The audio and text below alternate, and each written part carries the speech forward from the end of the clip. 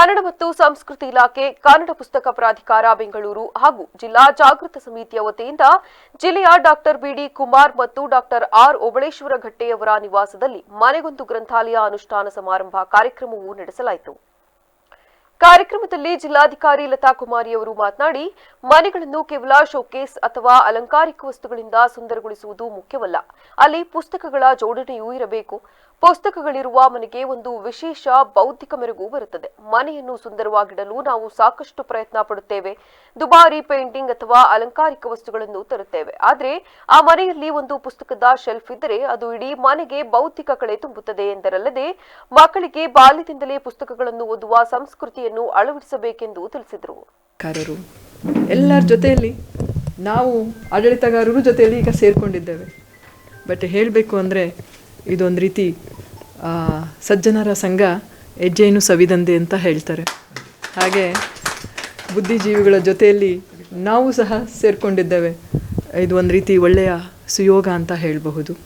ಯಾಕಂದರೆ ನಾವಿವತ್ತು ಮಾತಾಡಲಿಕ್ಕೆ ಹೊರಟಿರೋದು ಮನೆಗೊಂದು ಗ್ರಂಥಾಲಯ.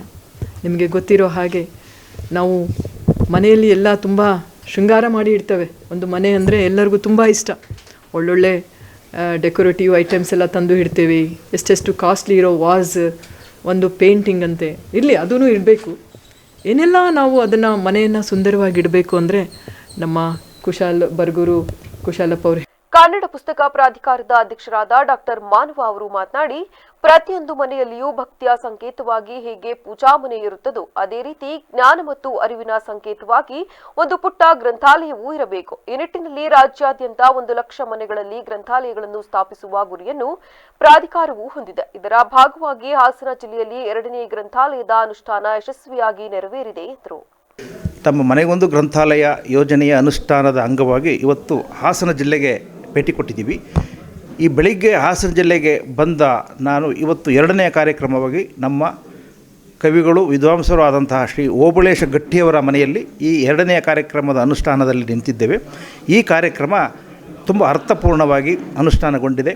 ಅದಕ್ಕೆ ಇಲ್ಲಿಯ ಜಿಲ್ಲಾಧಿಕಾರಿಗಳಾದ ಶ್ರೀಮತಿ ಲತಾ ಕುಮಾರಿಯವರೇ ಬಂದು ಈ ಕಾರ್ಯಕ್ರಮವನ್ನು ಉದ್ಘಾಟನೆಗೊಳಿಸಿದ್ದು ಈ ನಮ್ಮ ಯೋಜನೆಗೆ ಒಂದು ಆನೆಯ ಬಲವನ್ನು ತಂದುಕೊಟ್ಟಿದೆ. ಏಕೆಂದರೆ ಅವರು ಈ ಸಮಾರಂಭದಲ್ಲಿ ಜಿಲ್ಲಾ ಮಟ್ಟದ ಅಧಿಕಾರಿಗಳು, ಕನ್ನಡ ಪುಸ್ತಕ ಪ್ರಾಧಿಕಾರದ ಪ್ರತಿನಿಧಿಗಳು ಹಾಗೂ ಸಾಹಿತ್ಯಾಸಕ್ತ ಸಾರ್ವಜನಿಕರು ಭಾಗವಹಿಸಿದರು.